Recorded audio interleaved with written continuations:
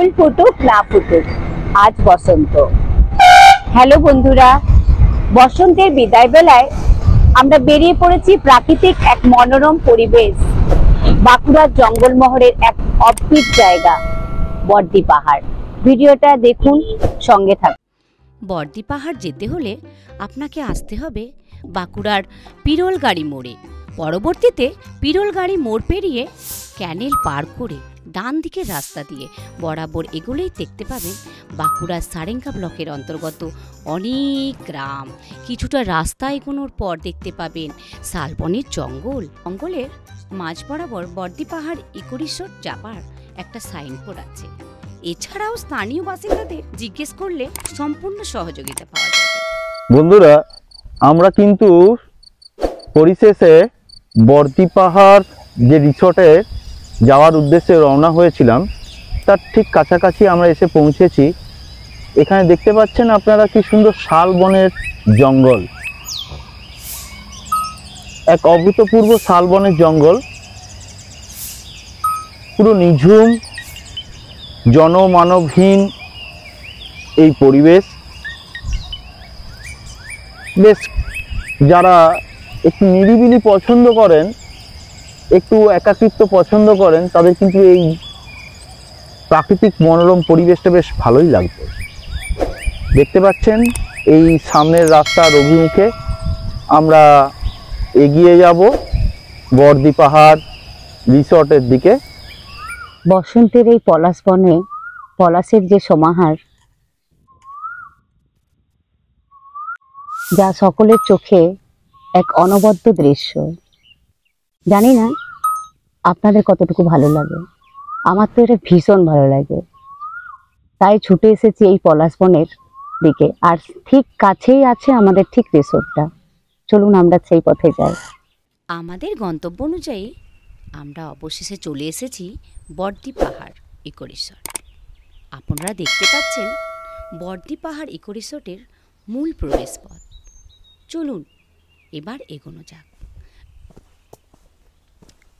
রিসোর্টের আভ্যন্তরীণ দৃশ্য ক্যামেরাবন্দি করে আপনাদের কাছে তুলে ধরলাম।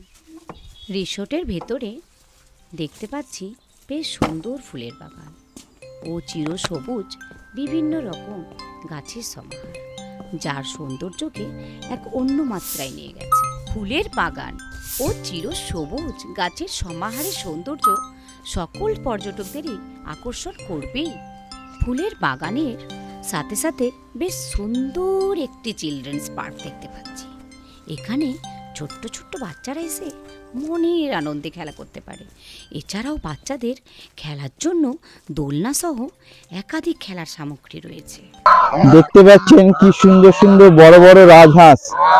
এরা কিন্তু আমাদেরকে ওয়েলকাম জানানোর জন্যই কিন্তু এই বর্দি পাহাড় রিসর্টের যে চিলড্রেন্স পার্কটা আছে সেখানে কিন্তু দেখতে পাচ্ছি এরা কিন্তু আমাদেরকে ওয়েলকাম জানাচ্ছে। ঠিক আছে, দেখুন কি সুন্দর কতগুলো রাজহাঁস।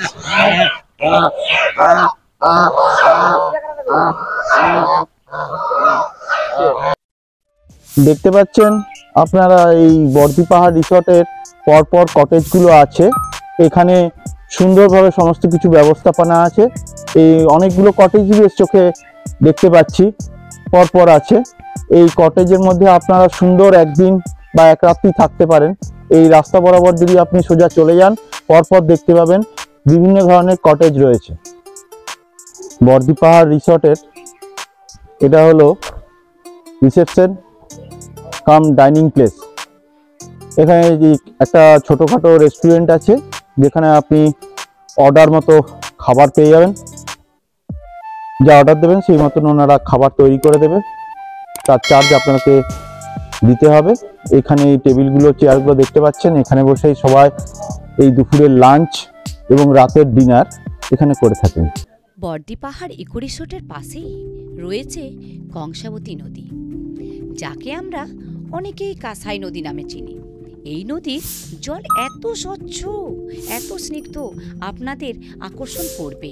পাহাড় ও নদীর সৌন্দর্য এক অভূতপূর্ব মনোরম পরিবেশ তৈরি করেছে। আপনারা দেখছেন আমরা বর্দি পাহাড়ের কাছে যে রিসোর্টে আমরা আছি সেখানের মধ্যবর্তী স্থানে যে কংসাবতী নদী আছে সেই নদীর কাছে আমরা এসে পৌঁছেছি। আর সেখানে আমরা দেখছি প্রাকৃতিক যে সৌন্দর্য নদীর চতুর্দিকে সেটা অতীব সুন্দর। এমনকি এখানে যারা আমরা আসছি সেখানে আমরা যাতে উপভোগ করতে পারি ভালোভাবে রিল্যাক্সে, তার জন্য রেখেছে এরকম ছোটোখাটো বসে থাকার জন্য। আমার তো ভীষণ ভালো লাগছে, আপনারাও দেখুন এবং উপভোগ করুন।